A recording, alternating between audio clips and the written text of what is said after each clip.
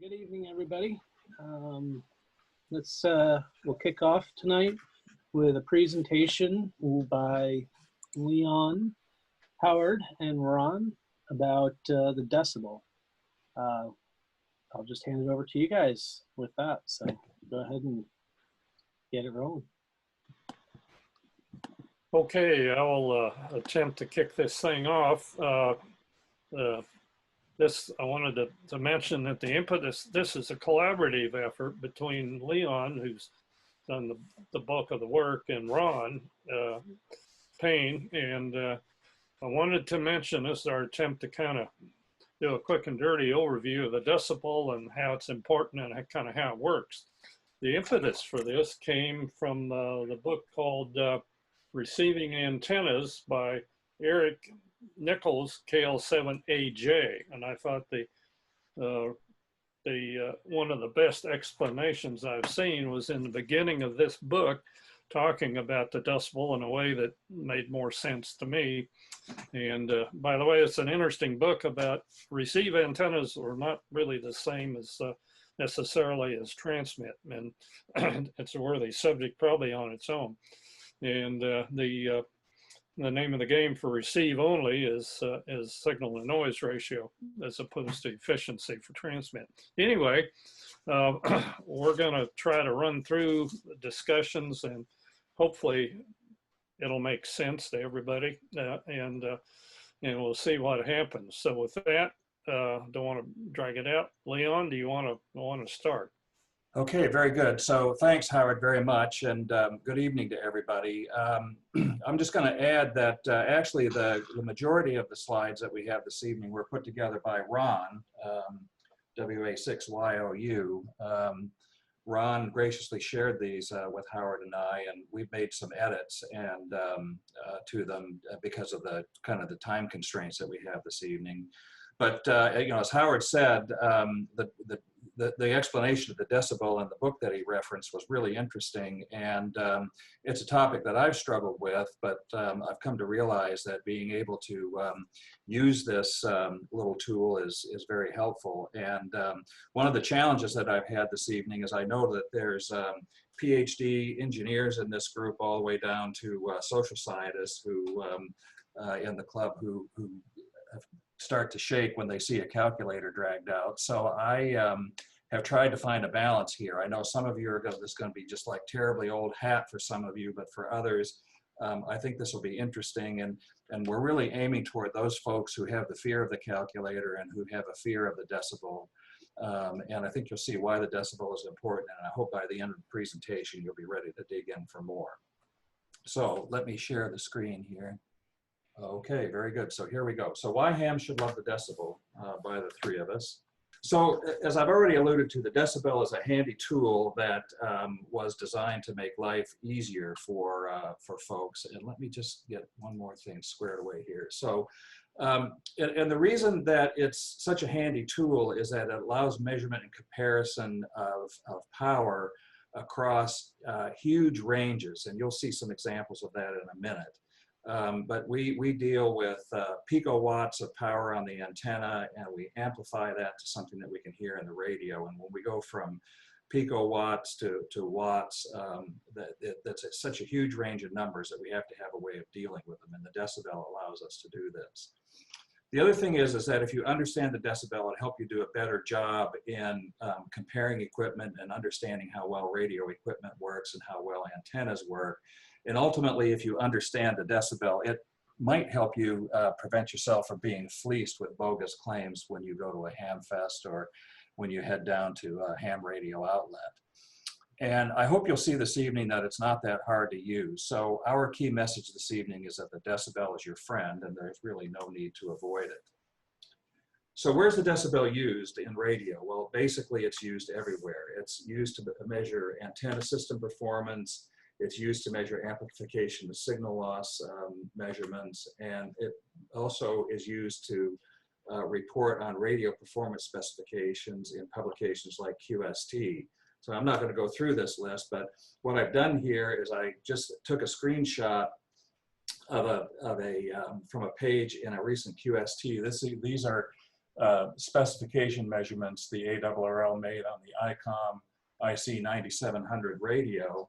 And all I've done here is circle or put a red square around those areas of the ARRL report that makes some reference to some form of decibels. So if you really want to understand this page and understand the performance of the radio and be able to compare this radio with others when you're out making a purchase, it's really important to understand what this tool is and how it works. And in addition to that, it's used in a lot of other areas that we might touch on later this evening. So what is the decibel? The decibel expresses the ratio of two powers. So as shown on this slide here, the ratio here, it's the ratio of the power that's put into a system to the power that, it's the ratio of the power out that comes out of the system to the power that's put in. And what we do is we calculate a ratio, and then we take the logarithm of that ratio, because you remember I said earlier we deal with numbers that cover a huge scale from 10 to the minus 15 all the way up to 10 to the 6 or 7 in some instances. So that is a huge range of numbers. So application of the logarithm allows us to do that. And then we multiply that number times 10 to give us the decibel. So just to make sure it's really clear, we know that there are a number of forms of the use of exponents. In this case, we're only going to use the common logarithm, which is the base 10 logarithm. We don't use the natural or base E logarithm for any of these discussions. So we'll take the natural log off the table for the discussions. So I've already mentioned, why do we use the log of the power ratio? Well, it turns out that we know antennas, when radio waves or radio signals are received by antennas, they generate a little small voltages and currents which turn into power, and the amounts of power that are generated by a radio wave in an antenna are extremely small. So in this case, 10 to the minus 15 might not be unexpected in a situation, and we want to be able to deal with these numbers. I was trying to do some math on this, and you don't know how many times I counted the zeros to make sure I had the right number. So we can either use something like this, or we can use the decibel, and we can convert this 2.5 times 10 to the minus 15 to the number minus 116 dBm, and then we can add and subtract numbers that are much more manageable to be able to help us deal with the math that we face in radio. So when we go from a situation literally where we have these tiny amounts of wattage to something like 10 watts, it's much easier to convert those numbers to decibels to make the math much easier.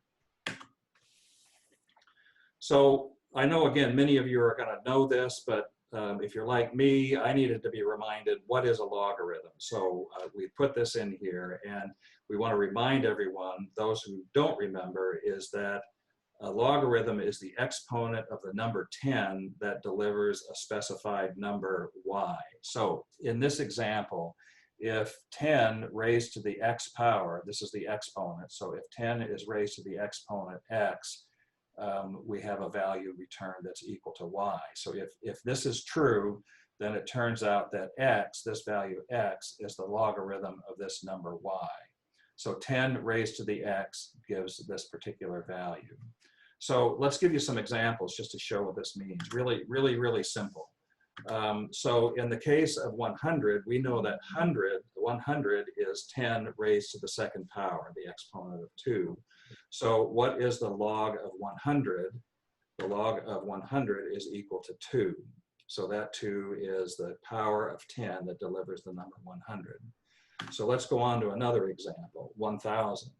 So 1000 is 10 raised to the third power. The log of 1000 is going to be equal to 3. I'll give you one more example on the 10,000 scale. So 10,000 is 10 to the fourth, so log of 10,000 is 4. So let's do something a little bit more interesting. Let's say we want to know what the log of 500 is. Let's say the ratio of the power in our decibel calculation is 500. We want to know what the log of 500 is. Well, it turns out that the log of 500 is 10 raised to the power of 2.6987, or log 500 is equal to this particular number. So some of you will know, but others might be asking, well, can you remind me where how do I get the number? If I need to know the log of 500, where do I get that? Well, back in the good old days when I was a high school student, I had this big fat book that had logarithmic tables in it, and I used to have to look up the logarithms. But now, through the magic of our wonderful calculators, and this is just a simple scientific calculator that you can find either on your Windows system, which is where these screenshots come from, or if you go to your iPhone or your Android, your Apple computer, you're very likely to find a scientific calculator. And if you tap in the number 500, and then push this little button called that's labeled log, what it will do is it will return the log of 500. So if you remember from the previous slide, the log of 500 was 2.689, and if you want the other digits, there they are. So these numbers are very, very easy to find on a calculator by entering the number and then pushing the log button, and you'll get the log value back. Okay, so what if you need to and want to calculate the gain of an amplifier that you have in your ham Radio Shack? Let's say you have an HT that puts out 3 watts and you're running it into an amplifier that delivers 50 watts out. What would be the gain or loss that is delivered by this amplifier? And it turns out that the calculation, as we've mentioned, it's 10 times the log of the ratio of the power out to the power in. So it's 50 watts out to 3, and that delivers a value of 12 decibels. So how do we get that? Again, I know some of you in the audience know this hands down, but for others, I just want to walk through this so that it's really clear. So this is the equation. So decibels is equal 10 times the log of the power out to the power in. So in this case, it's 50 watts out and 3 watts in. If we then calculate the log of 50 over 3, or sorry, if we divide 50 by 3, we get 16.67 right here. And then if we take the log of that, we end up with decibels is equal to 10 times 1.2, or 12 decibels. And again, coming back to show you how easy this is to do on a calculator, you'll see here that what I've done is I've entered the 50 divided by 3, which is the 16.67. If you hit the log button on your calculator, you end up with a value of 1.2 and so forth. And if you multiply that by 10, you end up with 12.2 and so forth decibels. So that's where the 12 decibels comes from. I'm not going to have time to go through all these this evening, but what we've done in this presentation is we put a table together with some examples so that you can go back and do some calculations and see if you know how to do this. And the one thing to point out here is that we've put some different values of wattage in here. If you do the ratio, you need to make sure that if you have watts as power out, you need to have watts as power in, or if it's milliwatts out, you need to convert the power in to milliwatts so that you're comparing apples to apples. And then one other thing I'll mention in case you're interested, it turns out that there are web calculators that are available. And let me just pull that up here. Hang on. Okay. Been messing around, I lost my place. So this is just an example of a web calculator, and you just do a search on web calculators and you can find them. So here I've entered the value 50, and here I've entered the power input of 3, and if you push this little button here, magically it returns the value of 12.2 decibels. So if you don't want to do the math, you can find approaches to answering these questions online. All right, so let's go back here. Okay, and let me just make sure. All right, and then before we move on to the next topic, I just want to just show this table of some common decibel measurements that may be of interest to you. So if you see a situation where the value returned is 0 dB, that means that if you have a situation where there's no gain or no loss. So 0 dB means no gain, no loss. And if that's what you want, that's great. If you want to know that you've doubled your power, it turns out that the measurement 3 dB represents doubling of the power. 6 dB is 4 times power. And then other numbers that you may be interested in, if you see a 10 dB gain or 10 dB loss, that means you've either gained tenfold or you've lost a tenth of, you've decreased your power to 1/10 of where you started. And then if you look down at the very bottom there, the 20, the 30, the 40, this shows real clearly where the logarithms come in. 20 dB is 100 times 100-fold gain, 30 dB is 1,000-fold gain, 40 dB is 10,000-fold gain, and etc. It just goes from there. So you can see that you start out with powers of very, very large and very, very small numbers, and the dB helps you to do it with numbers that are easy to manage in your head. Okay, so the dBs, the dB values that I've been talking about are sometimes known as absolute values, and what we mean by absolute is that you have a power in, you have a power out, and you put that into the formula, you calculate the ratio, and they'll calculate the log and multiply it by 10, and that gives you the value. So you could basically enter any value that's in and any value out, and that will give you an absolute decibel value. Now, it also turns out that for comparison purposes, it's really useful to have what's known as a referenced decibel. And what we mean by a reference decibel is that these are measurements relative to a reference power level. And if you remember that slide that I showed you a little bit earlier in the QST, many of the measurements, decibel measurements that are given are what is known as referenced values. So you'll see values like this one here, dBm and dBw. So what does this mean? What are these reference values? Well, the dBm is the measurement, is a comparison. It's the power ratio of a power that you have versus referenced to 1 milliwatt. So a dBm is power, if you can see my pointer, is powered referenced to 1 milliwatt. There's another value called dBw, which is power referenced to 1 watt. So what this means is if we reference to milliwatts, we call it dBm. And if the power that you happen to be measuring is 1 milliwatt, then the dBm value that comes back from 1 milliwatt is 0 dBm, because there is no increase or decrease relative to that 1 milliwatt value that serving as your reference. And then the reference to watts, dBw, it's the same situation. So I'll stop there given time since we need to move on. So usually you have a situation, or you may have a situation, where you want to know what power are you actually getting if somebody says to you or gives you a measurement of 15 dBm. So this is 15 decibels referenced to 1 milliwatt. So I'm just going to walk through the math really quickly here. So this is the equation. A dBm is equal to 10 times the log of the ratio of the power that you're given to 1 milliwatt. In this case, we know that we have 15 dBm, and we want to know how much power that is. We just walk through the math and solve for power.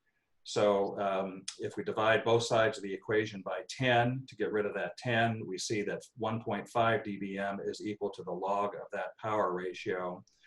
And then this just carries over from the previous page.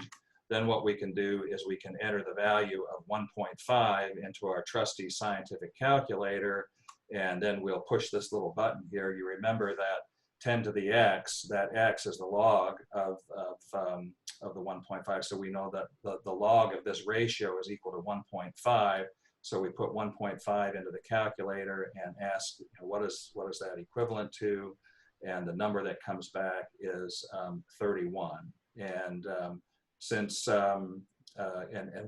since it's referenced to the milliwatt, the answer is 31 milliwatts is 15 is equivalent to 15 dBm. So there's the answer. Now again, no big surprise. It turns out that there are web calculators available for that, and so I'll just give you an example here. So if you enter the power in dBm, put 1.5 in here, and you convert it, you'll see the answer comes back is 0.031 watts. Milliwatts are, if you take watts, multiply it by 1,000, that gives you the number of milliwatts, so we get the same answer, 31.6. So that is how you take a dBm value and convert it into if you need it, the amount of wattage, the amount of power that you're dealing with in an absolute measurement of wattage. Okay. So let's see here, we'll go back to this. All right, so there we go. 15 dBm is equal to 31.6 milliwatts. So there are some other reference decibel units that are of real interest to amateur radio operators. We've already mentioned the dBm and the dBW. There also happens to be a dBKW, which references to the kilowatt. You'll oftentimes see dBV, which is a reference to is a voltage reference relative to 1 volt. And so you can do the dBV calculation, but the one thing you really need to be careful with volts is to make sure that if you have different values across a system that the impedances are the same, because we know that impedance and power and voltage and current are all related to each other, and you just need to make sure that what it'll do, it will give you the wrong answer if you're not mindful of keeping impedances the same if you use the dBV calculations. A couple of other reference decibel measurements that are of interest to hams are the dBi. dBi is the forward gain of an antenna compared to a hypothetical isotropic antenna, and I'll describe what that is in just a second. And then another common measure that we deal with is called dBd, which is the forward gain of an antenna compared with a half-wave dipole. So how do we use these dBi and dBd values? Well, we're often using them whenever we're purchasing antennas. So what we've done here is we went to DX Engineering and we found a couple of pages that describe antennas, and we see under the antenna performance specifications that the gain of 2 different vertical antennas, one in this case is a diamond antenna, it has a vertical antenna gain of 4.5 dBi and 7.2 dBi for different frequencies. And for this other antenna, we see it's 3 dBi and 6 dBi respectively. What's really good about these numbers is, first of all, a decibel is always a ratio. And so if you see that an antenna has, for example, 6 dB of gain, the first question you need to ask is, what's it referenced to? Is it referenced to an isotropic antenna, or is it referenced to a dipole? And if you don't have the answer, then you don't really know what you're talking about. So in this case, it's good that the indication of the comparison to the isotropic antenna is given, and it gives you some confidence you're comparing apples to apples between these 2 antennas. One of these could say dBi, the other could say dBd, and if it did, then you would have to make a calculation to make sure that, again, you have that apples to apples comparison. Okay, so what's an isotropic antenna? Many of you will know what this is, but to make sure everyone does, it's a purely theoretical antenna that is convenient for expressing the properties of real antennas, antennas that have some directionality. It's lossless, it's dimensionless, and it's a perfectly spherical point source that exists in free space, and it's assumed to radiate equally well in all directions. It's the only true omnidirectional antenna, and as I've said, it's used for comparing gain of one antenna to another. So, and then we also have, so let's just hold that in your head for just a second, and now let's think about the half-wave dipole. And what we've shown here is the radiation pattern of a dipole. pattern. We know that unlike the isotropic radiator, that a dipole in free space has a radiation pattern that, as we look down on the top of it, has this kind of double shape. So it's like a donut with the end. So in this case, the antenna is running north and south between 0 and 180 degrees. And then this radiation pattern circulates around the outside of the antenna in the shape of a donut, with the strongest radiation in the east-west and the east and west direction. So if you compare a dipole with a dipole, the gain of a dipole versus a dipole is going to be 0 dBd, because it's a comparison of one dipole to another in dBd, so it's 0. However, then if you add an isotropic antenna to the mix, what you see is that, as I mentioned earlier, the isotropic antenna has this spheroid radiation pattern, and so there is a difference. There is a greatest difference between the dipole and the isotropic antenna at east and west. It's this little distance here, and it turns out that this difference is about 2.15 decibels. So what this means is that if you are given a specification of an antenna in dBd and you want to compare that back to dBi, what you do is you take the dBd value that you're given and add 2.15 to it, and that gives you the dBi value, so you can make those comparisons. And vice versa, if you know the dBi and you'd really like to know how that compares to the dipole, you take the dBi value and subtract 2.15 decibels. And this, interestingly enough, this came up for me the other day. I've been interested in building a collinear 2-meter antenna to get some gain over the antenna that I have now. And I came across this website, and I noticed that the gentleman who published this article gave his gain values as dBd. And so it just gives you an example. If I wanted to know, for example, how this compared to my diamond vertical, which is in dBi, I just add those values. So 7 dBd of gain actually turns out to be 9.15 dBi, and that's a whole lot better than my diamond antenna. So I know that there is a difference, and I can assess how much of a difference there is. So decibels at work, it's you know, a common language that's used in radio communication. So here's a really great example of how this works in action. If you have a transmitter that's delivering 5 watts, you can convert that to dBm. So you have an output from your transmitter of 37 dBm. And then let's say you've got 3 decibels of loss from your coaxial cable, and you've got 9 decibels of gain from your antenna, so 9 dBi from your antenna. If you want to know how much power comes out at the end of the day, you do a little mathematical calculation where you add up all the dB values to get the effective isotropic radiated power. You've probably seen the EIRP definition, so it turns out that that's 43 dBm. And then if you want to make the calculation, just as I showed you a little bit earlier, you can convert that, how much power is coming out of the antenna. It's 20,000 milliwatts or 20 watts. So again, that just gives you a quick example of how you can use these numbers to help you understand where your gains, where your losses are, and how much you're getting out of your system at the end of the day.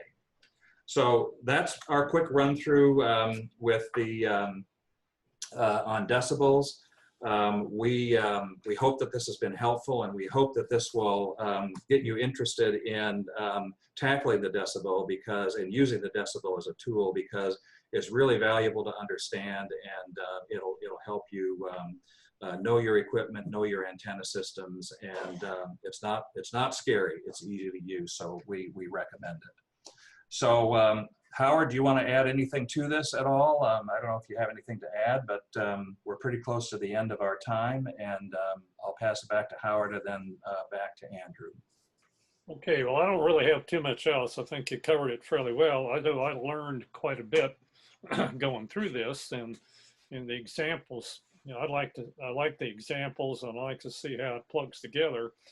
And like I said, it all started from this book on receiving antennas and discussing power ratios and stuff like that. So I think it's a useful tool, and I think it was a good review and a good reminder for folks on how to apply it. So other than that, that's about it for me.